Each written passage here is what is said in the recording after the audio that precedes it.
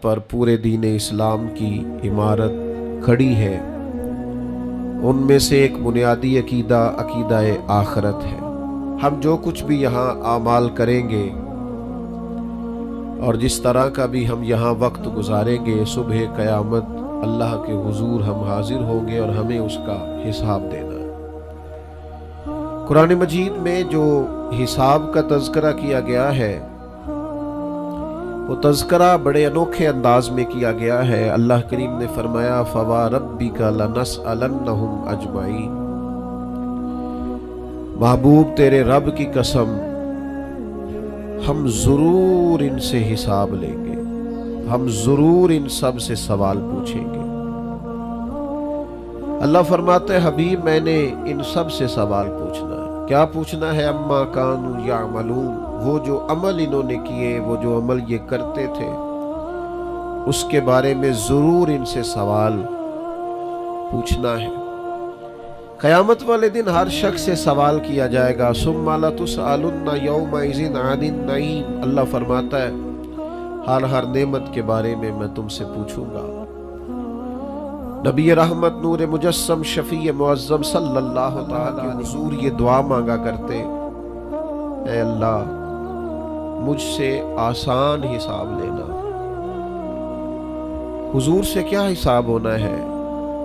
نبی پاک کے صدقے اللہ اگلے پچھلوں کی بخشش فرمائے گا، لیکن حضور جو دعا مانگتے کہ اللہ آسان حساب لینا، تو سیدہ عائشہ صدیقہ رضی اللہ تعالی عنہ عرض گزار ہوتی، یا رسول اللہ صلی اللہ تعالی علیہ وسلم اس کا کیا مطلب؟ تو حضور ارشاد فرماتے عائشہ آسان حساب کا مطلب یہ ہے کہ اللہ بس پوچھے اور پھر صرف نظر کر دے، پھر معاف کر دے، ورنہ جس سے اس نے سوال جواب کیے اس کے لیے مشکل ہو جائے گی۔ دعا کرو اللہ اپنے فضل سے درگزر فرمائے، ورنہ صبح قیامت سوال دیکھیے نا، اگر قیامت قائم ہی نہ ہو، سوال جواب کا سلسلہ ہی نہ ہو، باز پرس ہی نہ ہو، تو وہ بیچارے غریب مساکین مظلوم جنہوں نے زندگی میں ظلم سہے، تکلیفیں برداشت کی، جابروں ظالموں وڈیروں چودھریوں کی تکلیفیں جنہوں نے اپنے وجود پر سہی، اس امید پر کہ قیامت میں اللہ کے حضور حساب کیا جائے گا، تو اگر یہ حساب بھی نہ ہو، قیامت قائم ہی نہ ہو، تو وہ مظلوم کدھر جائیں گے؟ قیامت میں حساب ہونا ہے، اور یہ جو جواب دہی کا تصور ہے کہ ہمیں اللہ کے حضور حاضر ہونا ہے، یہی تصور ہماری زندگی کو بہتر کرتا ہے، یہی تصور ہماری زندگی کو بہتر کرتا ہے۔ اور جو اصل زندگی ہے نا، وہ زندگی بھی آخرت کی زندگی ہے، وَالْآخِرَةُ خَيْرٌ وَأَبْقَىٰ۔ اللہ فرماتے ہیں آخرت کی زندگی بہتر بھی ہے اور ہمیشہ باقی رہنے والی بھی۔ میرے بھائیوں یاد رکھیے گا، نبی پاک علیہ السلام نے خود دو ٹوک لفظوں میں اس دنیا کا تصور ہمارے سامنے بیان کیا۔ یہ جو لوگ کھو جاتے ہیں نا، مال کمانے نکلے تو پھر کھو گئے، شہرت کمانے نکلے تو پھر کھو گئے، عزت کمانے نکلے تو پھر کھو ہی گئے، اقتدار کے لیے نکلے تو کھو ہی گئے، اور اس طرح بھولے کہ اپنے آپ کو بھی بھول گئے، اپنے رب کو بھی بھول گئے، روز محشر کو بھی بھول گئے، اپنی قبر کو بھی بھول گئے، قیامت میں اللہ کے حضور حاضر گئے۔ دو ٹوک لفظوں میں اللہ کے حبیب علیہ السلام نے اس دنیا کا تصور واضح کیا ہے، اس میں کوئی ابہام نہیں رہنے دیا، کوئی چیز مہمل نہیں چھوڑی، بالکل کھول کے حضور نے بیان کیا، اور ایک عام انسانی ذہن کی سطح تک اللہ کے حبیب نے اس دنیا کا تصور بیان کیا۔ وہ جو دنیا ہمیں بڑی میٹھی لگتی ہے، وہ جو دنیا ہمیں بڑی پیاری لگتی ہے، اور جس میں مگن ہو کر ہم معاذ اللہ غافل ہو جاتے ہیں۔ حضور گزر رہے تھے، بکری کا بچہ مرا ہوا پڑا تھا، اور پڑا بھی روڑی کے ڈھیر پہ تھا،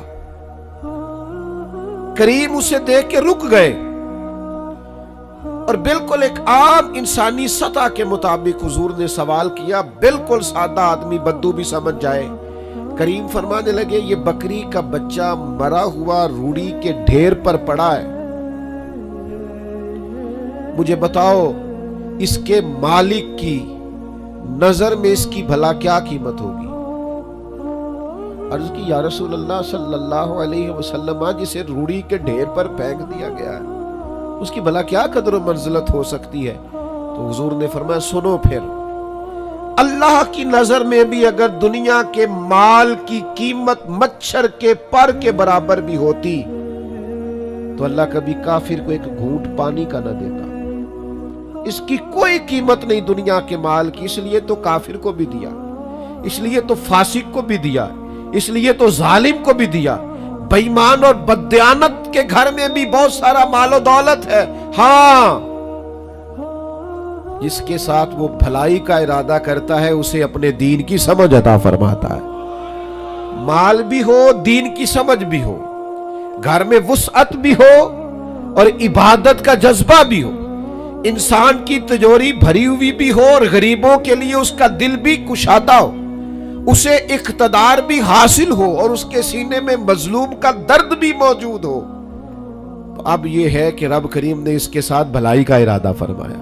لیکن اگر یہ کہ فقط دنیا ہی ہو، فقط پیسہ ہی ہو، فقط اقتدار کا لالچ ہی ہو، کھو نہ جائیں یارو، ہم کہیں کھو نہ جائیں، کہیں ایسا مشقت سجدوں کی لذت لے جائے، کہیں ایسا نہ ہو کہ دولت جمع کرنے کی حرص غریب کا درد ہم سے لے جائے، کہیں ایسا نہ ہو کہ اقتدار کی دوڑ میں ہم کسی مظلوم کی آہ ہی نہ سنیں، ہم کسی کا دکھ ہی نہ بانٹیں۔ آخرت کا تصور ذہن میں رکھیں، وہ جو قیامت کے دن اللہ کے حضور کھڑے ہونا ہے، وہ جو قیامت میں رب کریم کی بارگاہ میں ہم نے حاضر ہونا ہے، اس حاضری کے تصور کو اور جواب دہی کے تصور کو اپنے ذہن میں لائیں۔ یاد رکھیے گا 3 چیزوں کے علاوہ ہر چیز کا حساب دینا ہے۔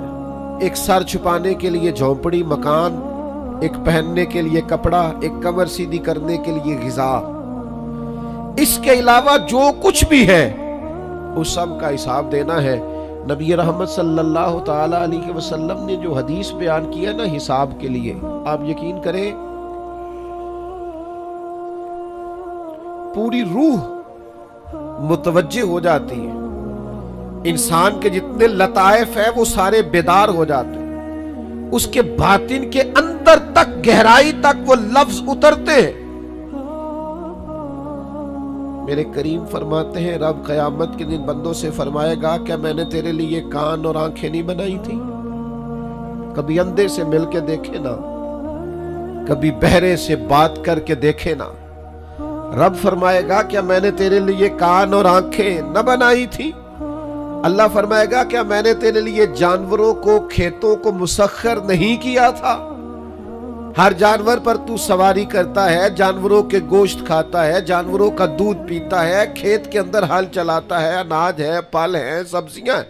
هو الذی خلق لکم ما فی الارض جمیعا، زمین میں جو کچھ ہے حضرت انسان کے لیے پیدا کیا۔ اللہ فرمائے گا تیرے لیے کان بنائے، آنکھیں بنائی، تیرے لیے مسخر کیا جانوروں کو، تیرے لیے مسخر کیا کھیتوں کو۔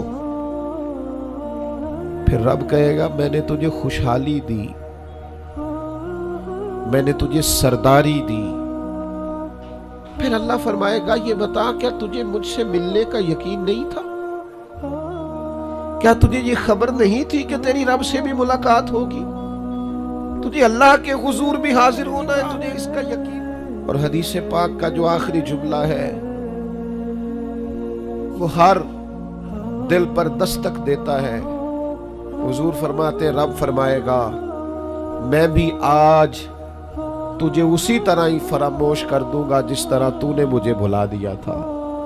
جا، تو نے اگر مجھے بھلا دیا تھا آج میں نے بھی تجھے فراموش کیا۔ دعا کرو ہمارے ساتھ یہ سلوک نہ ہو، ہم تو مالک کے کرم کی امید پر ہی قبر میں جائیں گے، اس کی رحمت کی امید پر ہی میدان محشر میں کھڑے ہوں گے۔ باقی پتہ سارا ہے سردار نو کیتیاں دا، ایدہ پردہ پایا ہی تیرا پلا ہو سی۔ خبر تو ساری ہے، پتہ تو سارا ہے، علم تو سارا ہے، سب سے زیادہ ہم جانتے ہیں کہاں کہاں نافرمانی ہوئی۔ یاد رکھنا اس کے حضور کھڑے ہونا ہے، اللہ کے حضور جواب دینا ہے۔ अगर जुल्म किया है मुलाजिम पर तो जवाब फिर भी देना है, जुल्म किया है गाहक पर तो जवाब फिर भी देना है, अगर जुल्म किया है पड़ोसी पर तो जवाब फिर भी देना है। फवा रब्बिका लनसअलन्नहुम अजमाइन, महबूब तेरे रब की कसम, अपने लफ्जों में बात करूं, अल्लाह कहता है महबूब मैनू तेरे रब की कसम मैं इन्हों पूछ लेना है, पूछ लेना है मैंने इनसे सवाल करना, अम्मा कानू या मालूम, जो ये अमल करते थे पूछूंगा, सवाल करूंगा। और मेरे नबी पाक सल्लल्लाहु ताला अलैहि वसल्लम के गुलामों, अगर जुल्म किया है बीवी पर हिसाब फिर भी देना है, अगर विरासत की तकसीम पर ज्यादती की है बहन भाइयों से हिसाब फिर भी देना है, अगर तरबियत ठीक नहीं की अपने बच्चों की तो हिसाब फिर भी, तुम सरबराह थे इदारे के, तुम्हारे पास अमानतें आती थी, बच्चे पढ़ते थे, मजमू के मजमे तुमसे अकीदतें रखते थे, लोग तुम्हें नेक समझते थे, हाथ चूमते थे, फूल फेंकते थे, तुमने बड़ी इज्जतें समेटी, तुमने खुशहालियां और सरदारियां समेटी। फवा रब्बिका लनसअलन्नहुम, तुम्हें हिसाब देना है। आज बड़े बड़े लोग हिसाब के डर से कांप गए। बगदाद के शेख अब्दुल कादिर जिलानी हरम मक्का में सर सजदे में रख के कहने लगे मेहरबानी करना मुझसे हिसाब न लेना। ख्वाजा हसन बसरी कहते हैं मैं हरम में था, अपने हुजरे में था, किसी के चीखने की आवाज आई, या अल्लाह माफ कर दे, या अल्लाह माफ कर दे। वाले दिन मेरे ऊपर नरमी करना। फरमाते मैंने कहा कोई गुनाहगार आहोजारी कर रहा है, मैं जाके तसल्ली देता हूं।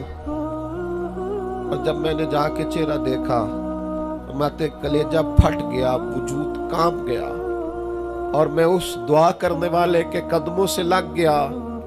लोगों तुम्हें पता है वो कौन था जो दुहाई दे रहा था कि मालिक हिसाब न लेना? वो हुसैन का करबला में तन्हा बच जाने वाले साहिबजादे इमाम ज़ैनुल आबिदीन थे।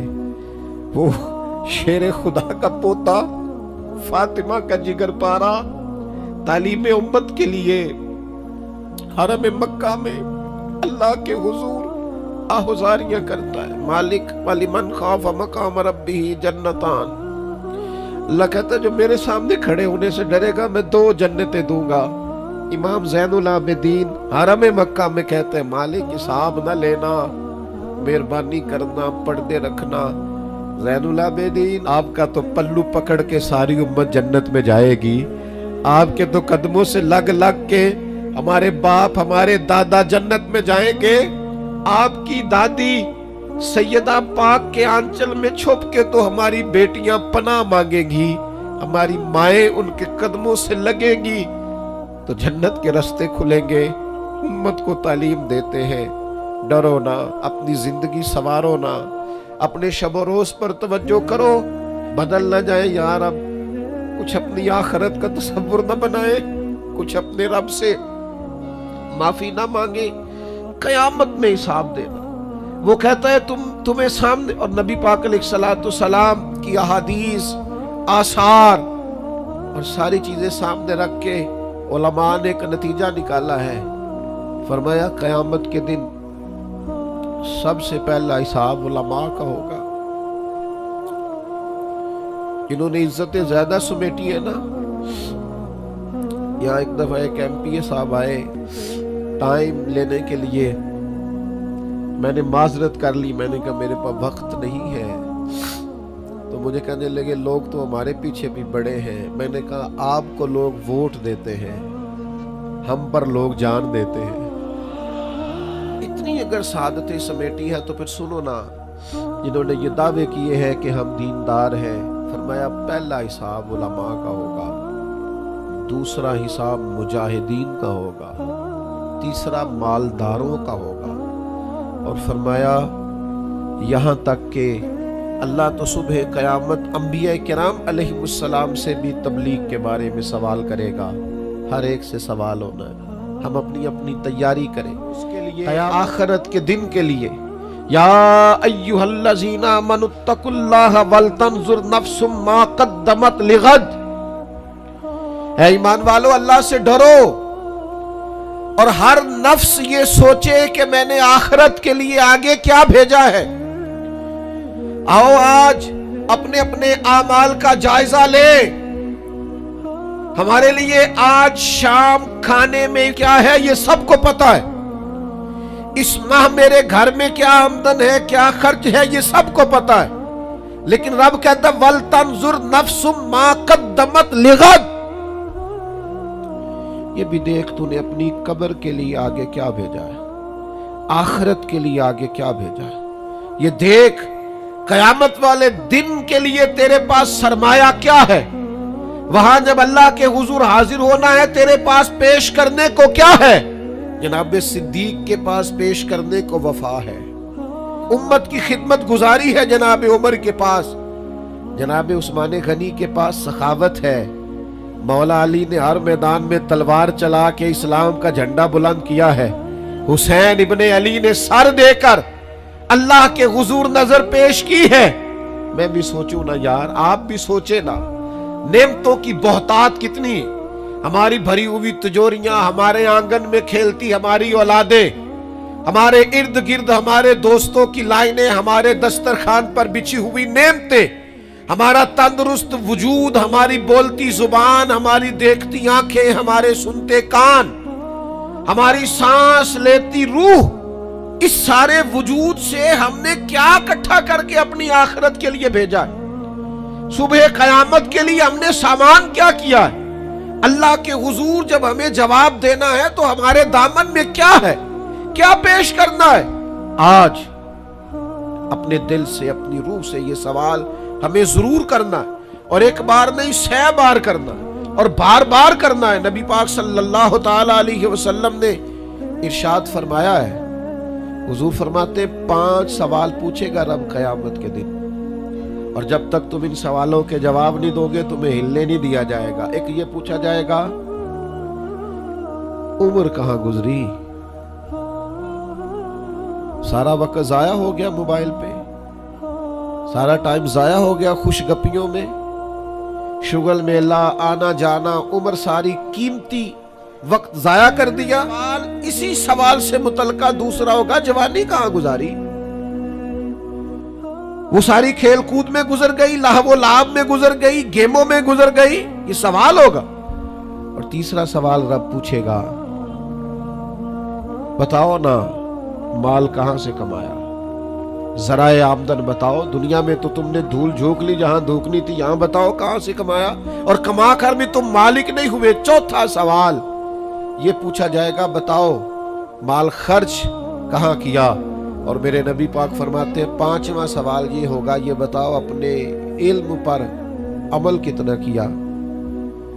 لیکچر دینا آسان ہے، تقریر کرنا آسان ہے، واعظ کرنا آسان ہے، سمجھانا آسان ہے، فیس بک پر اچھی نصیحت لکھ دینا آسان ہے، روز صبح واٹس ایپ پہ سب کو بہترین نصیحتیں بھیجنا آسان ہے، لیکن قیامت کے سوالوں میں سے ایک معتبر سوال ہے، بخاری میں موجود ہے، 5 سوالوں میں سے آخری سوال یہ ہے کہ جو تم جانتے تھے، جس کا تمہیں علم تھا، جو تم نے سیکھا تھا، جو تم نے پڑھا تھا، اس پر تمہارا عمل کتنا تھا۔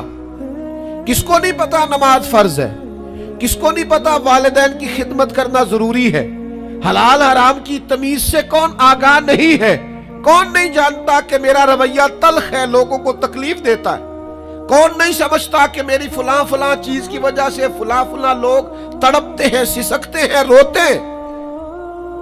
بہت ساروں کو پتا ہے کہ میری بیوی، میرے بچے، یہ کچھ عورتوں کو پتا ہے میرا شوہر، میرے خاندان والے میری وجہ سے تکلیف میں، بہت سو کو پتا ہے میری وجہ سے میرے پڑوسی تکلیف میں، بہت سو کو پتا ہے میری وجہ سے میرے ملازم تکلیف میں ہیں۔ تم سے پوچھا جائے گا اپنے علم پر کتنا عمل کیا، وہ جو تم جانتے تھے، جتنا تمہیں شعور تھا۔ آج پوری امت مسلمہ میں کیا ہو رہا ہے، تقریریں، واعظ و نصیحت، فقط واعظ و نصیحت۔ اقبال کہتے ہیں مسجد تو بنا دی شب بھر میں، ایمان کی حرارت والوں نے اور یہ دیکھنا کیا کہتے ہیں من اپنا پرانا پاپی تھا، برسوں میں نمازی بن نہ سکا۔ اور اقبال بڑا اپدیشک ہے، من باتوں میں مو لیتا ہے، بڑی سونی باتیں کرنی آتی ہے ہمیں۔ اقبال بڑا اپدیشک ہے، یہ من باتوں میں مو لیتا ہے پر گفتار کا قاضی ہے، کردار کا غازی بن نہ سکا۔ گفتار کا قاضی غازی بننا آسان ہے، لیکن اپنے عمل میں نکھار لانا، ہاں۔ سب سے پہلے دو چیزوں کا حساب ہونا قیامت میں، یاد رکھیے گا۔ اعمال میں سب سے پہلے نماز کا حساب ہوگا۔ حضور نے فرمایا کافر اور مومن کے بیچ فرق ہی نماز کا ہے۔ اور حقوق العباد میں سب سے پہلے قتل کا حساب ہوگا۔ یہ دو حساب سب سے پہلے، اور کچھ لوگ ایسے بھی ہوں گے جن کا حساب آسان ہوگا۔ نبی پاک علیہ السلام نے وہ 3 لوگ بھی بتائے ہیں جن سے میرا مالک آسان حساب لے گا۔ یا رسول اللہ کون کون سے؟ حضور نے فرمایا جس سے لوگ توڑتے تھے پر وہ جوڑتا تھا، رب آسان حساب لے گا۔ اور کریم فرماتے ہیں، یہ آپ نے بھولنے نہیں، یہ لب لباب ہے ساری گفتگو کا، یاد رکھ۔ فرمایا جو تجھے محروم کرے اسے عطا کر، جو تجھ سے توڑے تو اس سے جوڑ، اور جو تجھ سے زیادتی کرے تو اسے معاف کر دے۔ اللہ قیامت میں تجھ سے آسان حساب لے گا، اللہ تیرے لیے قیامت میں آسانی پیدا کر دے گا۔ میرے بھائیوں، ایک اور بندہ بھی ہے جس سے قیامت میں بڑا آسان حساب ہوگا۔ کریم محبوب علیہ السلام نے فرمایا جس کے سینے میں حسد نہیں نہ ہوتا، جس کے دل میں بغض نہیں ہوتا، جس کے دل میں کینہ نہیں ہوتا، سانو تخت ہزارے دی لوڑ کی، وہ اسی کسے دے کچھ بھی نہیں لگ دے، نہ کوئی ساڈا دردی۔ وہ جو سینہ بالکل، جن کا سینہ بے کینہ ہوتا ہے نا، کشادہ دل، سب کے لیے پیار، سب کے لیے محبت، سب کے لیے وارفتگی، ہر ایک، سارے سمجھتے ہیں مجھ سے ہی پیار زیادہ ہے، سینہ کشادہ ہے، دل بڑا ہے۔ فرمایا جن کے سینے کشادہ ہوں گے، بغض سے، عداوت سے، حسد سے، کینے سے پاک ہوں گے، اللہ قیامت میں آسان حساب لے گا۔ اچھا، میرا وجدان کہتا ہے کہ میرے نبی پاک کے پاک لفظوں کا معنی یہ ہے قیامت میں رب ان سے فرمائے گا جاؤ میں نے تمہیں معاف کیا۔ جن کے سینے صاف ہوں گے، دل صاف ہوں گے، پاک ہوئے تے پاک ہی مل ڈائی، بنا پاکوں پاک نہیں ملدا۔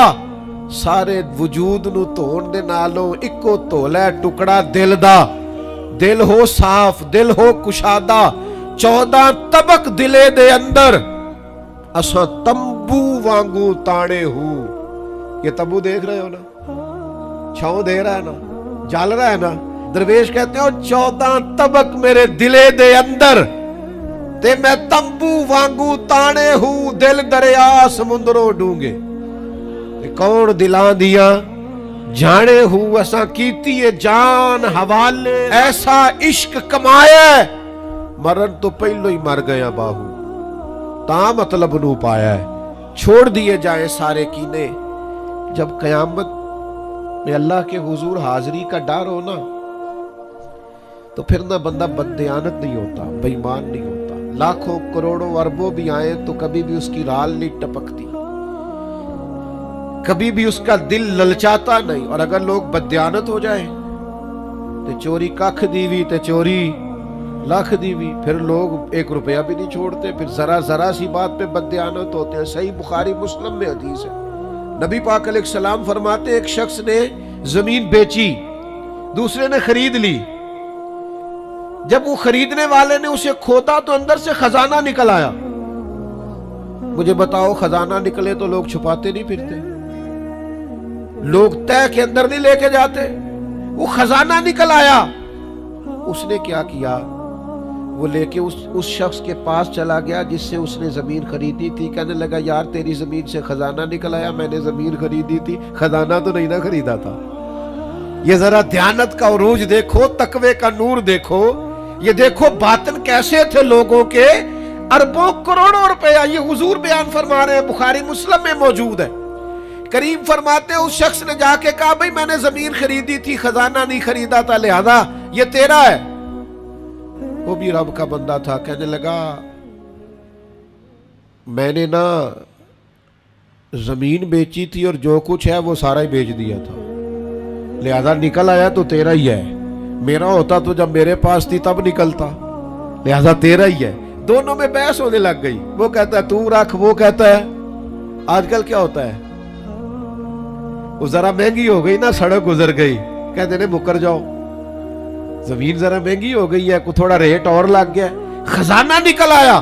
حضور فرماتے ہیں وہ دونوں ایک دانا کے پاس گئے اور جا کے کہا یار یہ مسئلہ بن گیا ہمارے لیے، خزانہ نکل آیا زمین سے، تو اب میں اسے کہتا ہوں تو لے واپس، چونکہ تیری زمین سے نکلا ہے، تو یہ کہتا ہے میں نے زمین بیچی تو خزانہ بھی بیچ دیا۔ وہ دانا کہنے لگا تمہاری کوئی اولاد بھی ہے؟ ایک کہنے لگا میری بیٹی ہے، دوسرا کہنے لگا میرا بیٹا ہے، کہنے لگا دونوں کی شادی کر دو اور خزانہ دونوں کو دے دو۔ اور میرے بھائی جب حضرت شیخ ابو الحسن ایک درویش تھے مصر میں، ہر روز دعا مانگتے تھے یا بیویوں پہ رحم فرما، یا اللہ اس تاجر کی 2 بیویوں پہ رحم فرما۔ لوگوں نے کہا حضور یہ کیا معاملہ ہوا؟ فرمانے لگے یہاں مصر میں ایک تاجر رہتا تھا، اسے اکثر و بیشتر تجارت کی غرض سے ملک کے شام جانا پڑتا، تو اس نے سوچا وہاں نکاح نہ کر لوں، اس نے وہاں نکاح کر لیا، مالدار تھا، وہاں ایک بیوی رکھ لی، مکان رکھ لیا۔ اب یہ جو بیوی مصر میں تھی نا، اسے تھوڑا شک گزرا، بیوی بڑی گہری جاسوس ہوتی ہے، اسے سمجھ آ گئی کہ بدلے بدلے سے میرے محبوب نظر آتے ہیں، اسے سمجھ آ گئی کہ دھلے دھلے کپڑے آتے ہیں، وہ کیفیت ہی نہیں، پہلے جو رنگ ہوتا تھا۔ ایک شخص کو پیسے دیے، کہا ذرا اس کی جاسوسی تو کر۔ شیخ فرماتے ہیں وہ ملک کے شام پہنچا، اس کے پیچھے پیچھے وہاں جا کے اس نے واپس آ کے خبر دی کہ تیرے شوہر نے تو نکاح کیا ہوا، لیکن اتفاق کی بات یہ کہ اس دفعہ جب یہ سفر سے آیا تو شدید بیمار تھا، بیوی حوصلے والی تھی، صبر والی تھی، اس نے سوچا کہ ذرا صحت اس کی ٹھیک ہوتی ہے تو پھر میں اس سے بات کروں گی کہ تم نے مجھے بتایا ہی نہیں اور نکاح کر لیا ہے، لیکن اس کی طبیعت ٹھیک نہ ہوئی، وہ زیادہ بیمار ہوا، حتیٰ کہ انتقال کر گیا، اولاد کوئی نہیں تھی۔ اس بیوی نے عدت گزاری اور پھر جتنی جائیداد تھی اس کا وہ حصہ جو دوسری بیوی کا بنتا تھا وہ سارا اونٹوں پہ رکھا اور مصر سے لے کر شام پہنچی اپنے بھائیوں اور عزیزوں کے ساتھ، اور اسے جا کے کہنے لگی زمانہ تو نہیں جانتا پر میں تو جانتی ہوں نا، اللہ کو جواب دینا ہے، اس کی تو بھی بیوی ہے، جتنی میں حقدار ہوں تو بھی حقدار ہے، لہذا یہ حصہ تیرا رکھ لے۔ وہ کہنے لگی میری بہن اللہ تجھے جزا دے، جس رب کو تو نے قیامت میں حساب دینا میں نے بھی اسے ہی دینا ہے۔ میرا شوہر یقیناً میرا شوہر تھا، میرا اس سے نکاح ہوا تھا، پر اس دفعہ جب وہ آیا تو شدید بیمار تھا، کہنے لگا شاید میں بچ نہ سکوں۔ وہ ایک مکان مجھے دے گیا، کچھ مجھے میرا حصہ دے گیا اور مجھے طلاق دے گیا، کہنے لگا کہ تو جہاں چاہے نکاح کر لینا، میری صحت مجھے لگتا ہے کہ اب وقت جانے کا آ گیا۔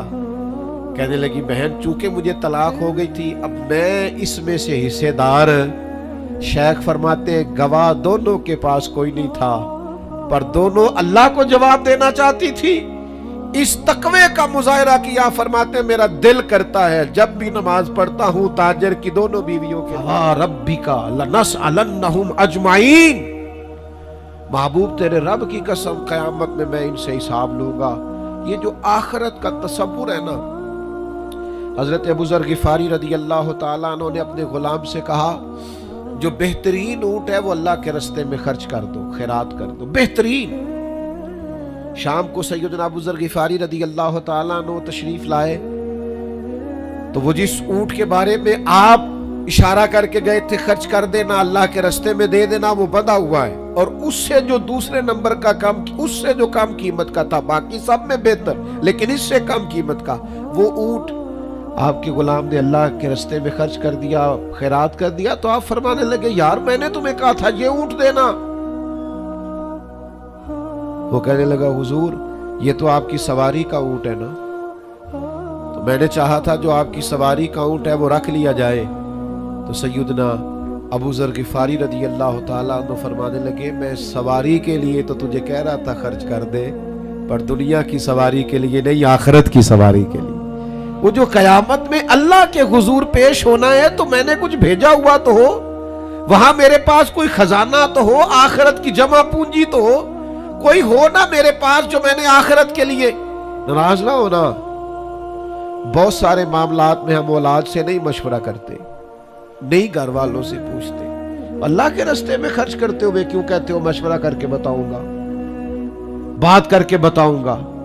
جب اپنے دنیاوی بہت سارے معاملات میں آزاد ہوتے ہو تو اپنی آخرت کا ذخیرہ جمع کرنے کے لیے کیوں ہم آزادی کے ساتھ فیصلہ کیوں نہیں کرتے؟ نبی رحمت، نور مجسم، شفیع معظم صلی اللہ تعالی علیہ وآلہ وسلم گھر میں تشریف لائے، حضور نے پوچھا کیا ہے کھانے کے لیے؟ عرض کی حضور ایک بکری ذبح کی تھی، ساری بانٹ دی ہے، ایک دستی بچی ہے، ایک ٹانگ کی دستی کا کچھ حصہ بچا ہے۔ تو حضور نے فرمایا نہیں، جو تم نے بانٹ دیا ہے وہ سارا ہی بچ گیا ہے۔ کیوں؟ وہ آخرت کے لیے جمع ہو گیا ہے، وہ سارا بچ گیا۔ یہ جو تم نے کہا ہے نا یہ بچی ہے، یہ نہیں بچی، بچا تو وہ سارا ہے جو راہ خدا میں بانٹ دیا گیا۔ میرے عزیزو، اتنا بڑا مجمع ہے، ہزاروں کی تعداد میں آپ لوگ تشریف لائے ہیں، میں عاجز آدمی، آپ سب سے زیادہ گناہگار، صرف ایک پیغام دینا چاہتا ہوں، اللہ کے سامنے ہم نے کھڑے ہونا ہے، اپنی آخرت کی تیاری کریں۔ میں بھی آج نئے سرے سے اپنی زندگی پر غور کروں گا، آپ بھی نئے سرے سے اپنی زندگی پر غور کریں۔ میں بھی آج اللہ کے حضور صدق کے دل سے معافی مانگوں، ہم سب اللہ کے حضور حاضر ہیں، جمعہ پڑھنے آئے ہیں، معافی مانگیں، سارے اپنے رب کی بارگاہ میں عرض گزار ہوں کہ ہمارا مالک ہمارے اوپر اور ہمیں ایسی توفیق دے کہ ہم اپنی آخرت کے لیے کوئی ذخیرہ کر سکیں۔ آخرت کی فکر بڑی اہم چیز ہے۔ آخرت کی وہ کچھ لوگ کہتے ہیں نا فکر نہ کرو، فکر نہ کرو، فکر نہ کرو، سارے دوست یہی کہتے ہیں، آپ میرے قریبی ہیں، میں آپ سے کہتا ہوں فکر کرو، فکر کرو، فکر کرو، پر اپنی آخرت کی فکر کرو۔ 2-2.5 سال ظاہری طور پر عمر کم تھی حضرت صدیق اکبر کی نبی پاک سے، لیکن ایک دن حضرت صدیق اکبر نے عرض کی یا رسول اللہ صلی اللہ تعالی علیہ وسلم، میں دیکھ رہا ہوں آپ پر تو بڑھاپا آ گیا ہے، بال مبارک سفید ہو رہے ہیں۔ تو حضور فرمانے لگے سورہ ہود، سورہ واقعہ، سورہ مرسلات، فرمایا اس طرح کی صورتوں نے مجھے بوڑھا کر دیا۔ کیوں؟ ان میں قیامت کا ذکر ہے، ان میں آخرت کا ذکر ہے، اللہ کے حضور حاضری کا ذکر ہے۔ ان صورتوں نے، ان کی فکر نے، حضور فرماتے ہیں یہ ترمذی شریف میں موجود ہے، مجھے بوڑھا کر دیا ہے۔ ہم بھی بوڑھے ہو گئے ہیں پر اولاد کی فکر میں، ہم بھی بوڑھے ہو گئے ہیں مال کی فکر میں، ہمیں بھی کچھ تھوڑی فکر کرنی چاہیے آخرت کی۔ آج سے تیاری شروع کریں، ابھی سے اپنی آخرت کے لیے غور و فکر شروع کریں۔ ایک بات عرض کر، آخرت کی فکر ہونا تو پھر بندہ بندوں کے معاملے میں بھی محتاط ہوتا ہے، بلا وجہ الزام نہیں لگاتا، بلا وجہ بدنام نہیں کرتا۔ میں نے آج آپ کی خدمت میں اس جمعے میں ایک خاص اپنے دل کا درد رکھنا ہے، کسی کے بارے میں بھی پروپیگنڈا چھوڑ دیں، کسی شخص کے بارے میں بھی غلط بات کرنی چھوڑ دیں، پڑوسی، دوست، احباب، محلے دار، جس کے بارے میں حقائق کا نہیں پتا، اس کے بارے میں ہمیں اللہ کے حضور حاضر ہونا ہے، جواب دینا ہے۔ کوئی بھی کسی بھی کی عزت پر ہاتھ ڈالنا چھوڑ دے۔ اسلام میں چور کی سزا ہاتھ کاٹنا ہے، لیکن اسلام پہلے غور کرتا ہے چوری کیوں کی، اسباب کیا بنے۔ حضرت عباد بن شرجیل رضی اللہ تعالیٰ عنہ کہتے ہیں میں نے اپنے پڑوسی کی باغ سے کچھ پھل لے لیے تھے، کچھ کھا لیے تھے، کچھ میں نے اپنی چادر کے پلو میں چھپا لیے۔ ابن ماجہ میں موجود ہے، مسند احمد میں موجود ہے، دیگر کئی کتب احادیث میں موجود ہے۔ فرماتے ہیں اس کی بارگاہ میں لے گیا تو نبی کریم نے مجھ سے فرمایا کیوں چوری کی؟ بات کو سمجھنا۔ عرض کی حضور بچے بھوکے تھے، تکلیف میں آ گیا۔ اب پتہ اس چوری کے لیے حضور نے کیا فیصلہ کیا؟ نبی پاک اس کے پڑوسی سے فرمانے لگے جب بھوکا تھا تم نے روٹی کیوں نہیں دی؟ جب یہ جاہل تھا علم کیوں نہیں دیا؟ اور فرماتے ہیں میری سزا حضور نے یہ سنائی کہ 1 اونٹ بھر کے مال کا مجھے دیا گیا۔ دوستو، الزام تو لگا دیتے ہو کہ فلاں غریب آدمی بار بار مانگتا ہے، فلاں بار بار ستاتا ہے، فلاں قرض مانگتا ہے، اپنی آخرت سے ڈرے۔ دیکھے تو صحیح لوگ مجبور کیوں ہیں، تنگ دست کیوں ہیں، پریشان کیوں ہیں۔ اس جگہ پر جائیں، الجھے الجھے بکھرے بکھرے روز و شب، پوچھے گا کون؟ لوگ تیرا جرم پوچھیں گے، سبب پوچھے گا کون؟ لوگ پوچھتے ہی نہیں، توجہ ہی نہیں کرتے کہ جرم کیوں ہوا، اس کی نوعیت تک لوگ جاتے ہی نہیں۔ خدا را اللہ سے ڈرے۔ آج میری آپ سے نصیحت ہے، آپ کو نصیحت ہے اور میری اپیل ہے، آپ مجھ سے محبت کرتے ہیں، اتنی بڑی تعداد میں آئے ہیں اور میرے پاس کوئی لفظ نہیں ہے میں آپ کا شکریہ ادا کروں، پھر آپ کو جگہ نہیں دے سکا، پھر آج ڈر رہا ہوں کہ یار اس پیار سے لوگ آئے اور پھر ہم نے آپ کو پھوڑ پہ بٹھا ڈالا۔ آپ سے اپیل کرتا ہوں، کسی کے بارے میں بدگمانی کرنا، برا سوچنا، الزام لگانا، غیبت کرنا، بغیر دلیل کے کسی کے بارے میں بات کرنا، آج رمضان کا پہلا جمعہ ہے، آج ہم نے چھوڑ کے پھینک کے جانا ہے۔ ہم سینے کشادہ کریں گے، اللہ کے بندوں کے بارے میں دل صاف رکھیں گے، انشاءاللہ تعالی اچھے گمان کریں گے، اچھی سوچیں پیدا کریں گے۔